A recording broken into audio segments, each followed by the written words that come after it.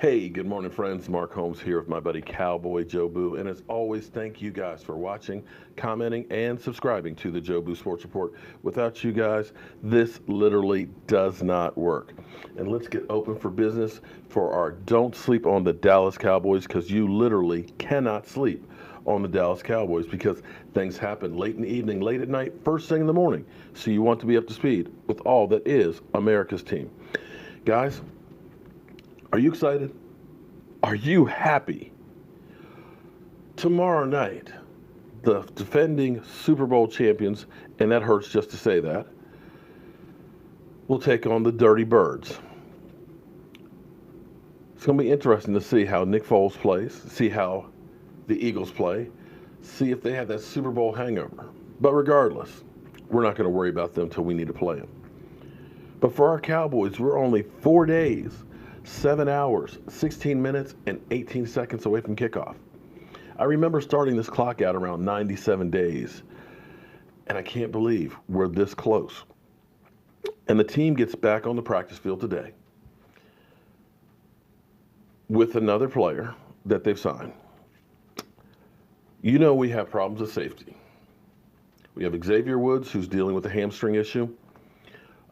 We don't know exactly when he's going to be back. They originally said 2 to 4 weeks, but here's the thing with hamstrings. You better be damn sure that that thing is healed before you get him back out on the field, because if it's not, you're looking at re-injuring it or aggravating it and kicking the can down the road.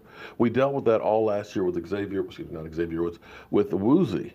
Every time a Woozy would get out there for a few plays, all of a sudden he would tweak the hamstring again, and boom, it was another 2-3 weeks before you get another opportunity. So you got to play cautious with that because we are razor thin. Now, the other worry, of course, is Kevon Frazier is saying he's hoping to do some practicing today, but his arm is actually still in a sling. You know, it popped out of socket, they popped it back in, you know, and things. They're saying that that's just a precaution to give it some extra time to heal. I don't know about you, though. My shoulder popped out, and I still got it in a sling. I don't know that I'm ready to lay some wood come Sunday, 4 days from now. Now, the Cowboys have gone through. They've signed Tristan DeClaude from the Texans, who was cut from the Texans, I should say, on Saturday. He was a fifth-round draft pick last year as a cornerback. They tried to convert him into a safety, and he didn't make their team. He played in 10 games and had 5 tackles. The good thing about him is he's 6'3", and he's got an aggressive nature, that kind of guy that Chris Richard likes at safeties and cornerbacks. He likes guys that are tall. He likes guys that are physical and aggressive. We don't know if we can mold him into a Cam Chancellor or Earl Thomas or not, but it's definitely a guy that you're hiring for depth and definitely looking for him down the road. Earl Thomas. Earl, of course, is in no man's land, somewhere between the Dallas Cowboys and the Seattle Seahawks. The Cowboys have basically stuck to that third-round draft pick, apparently, since the draft. Seattle, we've heard a lot of things. Seattle, amazingly enough, we've heard that, they were looking for a number 1. They weren't going to give him away. Now they're saying 2 and some change. So to me, that sounds like they've come back down to earth a little bit. Doesn't it sound like it? And it's amazing because every couple of days you hear something different. You know, early in the offseason, we heard that, they're going to re-sign him and things like that. Then we heard he wasn't going to get a contract. We heard that they were interested in trading him. Then we heard that they're not interested in trading him. So they're kind of like all over the map with what they're doing. But they have come back down some. We also heard them say that other teams were interested. And I dare say if other teams were interested, that they would probably rather trade to somebody else than the Cowboys since they play in week 3. Don't know how this is going to come down. But if Seattle came down from a 1 to a 2 and some change, and the Cowboys are at 3, why not meet in the middle? Just say 2 and call it a day. Because clearly, we have a need. Without a doubt, we have a need at safety. And right now, there's not a lot of great players out there that you can just sign. There's Eric Reed, but we know Jerry's not going to sign Eric Reed because he was there with Colin Kaepernick kneeling. But to have a guy you can plug in right away that knows the system, there's only one guy out there, and that's Earl Thomas. We'll see what happens, but I'm concerned about safety. Now, understand, that's the weak spot right now for us.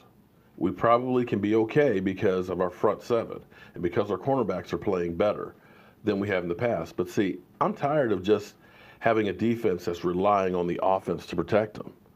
I want a defense that takes care of themselves and helps our offense for once. It's been a long time since we've had that, and we truly need it. Now, one other thing that I'm hearing a lot of people that are saying and predicting is that Zeke Elliott might beat Eric Dickerson's record, might go for 2,200 yards. I got to tell you, I pray that that doesn't happen. You look back at the history of running backs that make 2,000 yards, it's the beginning of the end of their career. You can't take that much abuse year after year, in one season and think you're going to come back and play as well the next. Oh, it would be great to have the record. You will be forever the guy. But you never saw Emmitt Smith rush for 2,000 yards, but you look what he was able to do with our Cowboys. And you don't want this offense to be completely reliant on running the ball with Zeke Elliott. You want a balanced attack. You want about 1,600 yards. So teams have to put the 8 men in the box to try and stop them, but then you're also doing play action off of that. If you're getting 2,200 yards from Zeke Elliott, then that's saying that our passing game is doing nothing. And when you look at the great rushing seasons in the NFL, very few of them lead to Super Bowls. And friends, that's the only thing I care about this year, is getting a Super Bowl victory. Yes, it would be a great feather in the cap for Zeke Elliott to have that rushing title, to have that rushing record. But it's a short-lived thing, at least as far as your career goes. So practice today is at 11:20 Central. Any news or anything on practice that we get, of course, we'll be bringing it to you guys here. And, of course, always check in at the end of the day because we do the final word on the Dallas Cowboys to recap anything that you may have missed. I'm Mark Holmes with Cowboy Joe Boo, and thank you for watching us this morning.